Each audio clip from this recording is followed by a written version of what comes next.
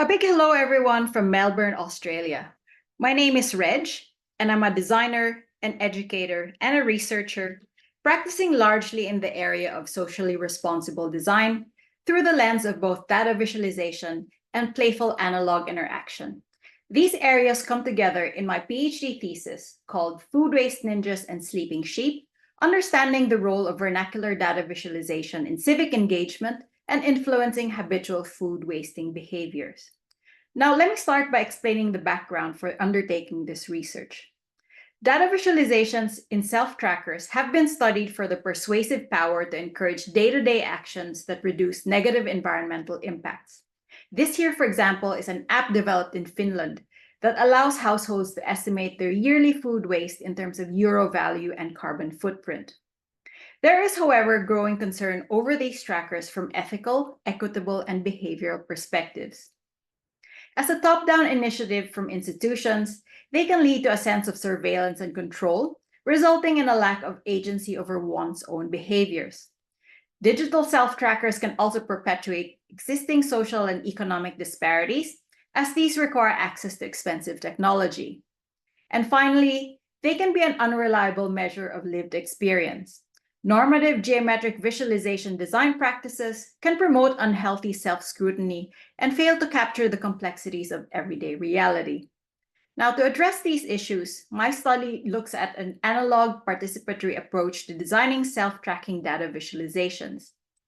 This approach certainly isn't unique, and I've been inspired by some great precedents, like Jamie Snyder's work on analog self-tracking to manage bipolar disorder, and the iconic Dear Data project by Giorgio Lupi and Stephanie Posifek that visualize their daily habits. My study looks at the intersection of data physicalization, the eudaimonic function of play, which suggests that even if play is not tangibly productive, it can elicit high levels of creative independent behavior, and vernacular design, where non-experts rely on their intuitive visual fluency and access to materials to address specific pain points. Now, these principles in design are then seen through a theoretical framework that amalgamates three models in consumer behavior: the theory of planned behavior, the habit alteration model, and the motivation, ability, and opportunity framework. Now, this combined framework argues that behavior results from the interplay of intentions, abilities, and opportunities.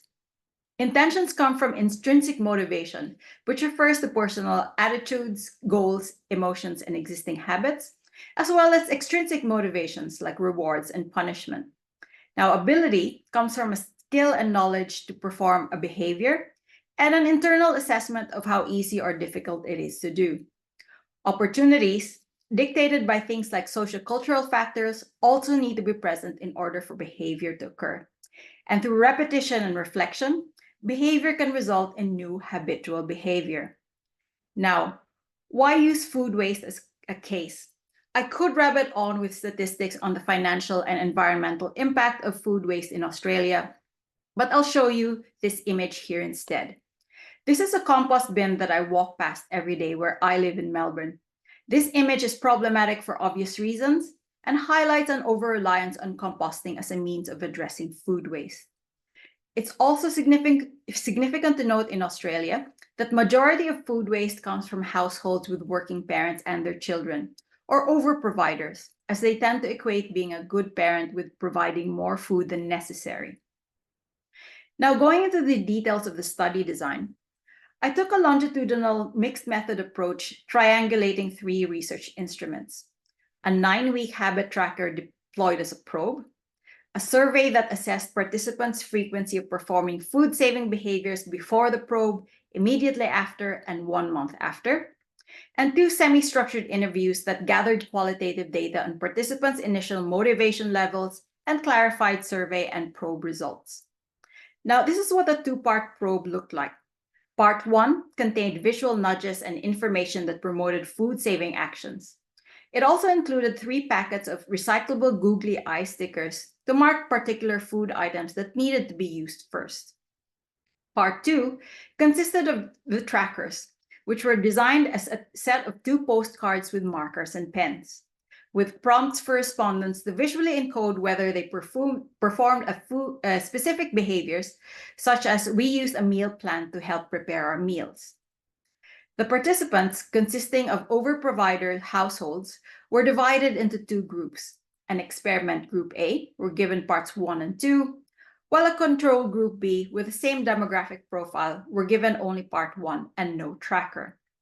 Now, the study yielded quite rich qualitative visual data, with participants representing their food-saving behaviors in a variety of ways, from sheep to rainbows to numbers, and engagement levels were high, with one of the participants even making his own food waste reduction campaign t-shirt inspired by the googly eyes.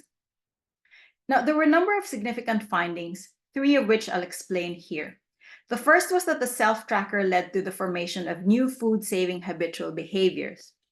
A paired samples frequency test showed that both groups A and B increased the number of times in which they performed food-saving actions. However, only group A showed that they were able to sustain or increase the frequency of these actions a month after. These graphs here, for example, shows the frequency of planning meals to be cooked for a set number of days, illustrating that more households in Group A were able to maintain this a month after the probe was deployed. And this was the predominant pattern in the rest of the behaviors that were measured. The second significant finding was that a vernacular approach instilled a sense of autonomy and accountability. 2/3 of the households chose to stray away from conventional graphs and charts and represented their actions through metaphors like ninjas, which pointed towards how precise, coordinated actions in the household were necessary to attain the mission of avoiding food waste. Having a playful mindset allowed people to choose, act, and express themselves in ways that were meaningful to them. And lastly, the self-tracker was found to play a role in external motivation. Scrutinizing the results against the theoretical framework revealed that sociocultural factors and spatiotemporal environments acted as external motivators rather than macro-level opportunities.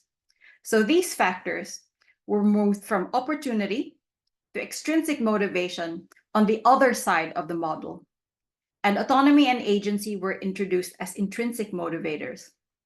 Sociocultural factors were found to have a closer relationship to emotions. Feelings of pride, for example, were associated with doing the right thing according to specific cultural norms. So that's the final complex web of factors there, moving tenuously to visualize how they influence each other quite easily and how behavior models need to be interrogated when applied in particular contexts. Now I'll wrap up with 2 lessons learned from this research. First, I am by no means suggesting that vernacular visualizations be a replacement for digital tracking technology, but they can very well be used as a tool to augment existing frameworks and offer alternatives. And second, a playful approach enhances the potential of data visualization to increase motivation, allow access to broader audiences, instigate conversation, and enable agency. Thank you very much for listening, and I'm very happy to answer any questions that you might have.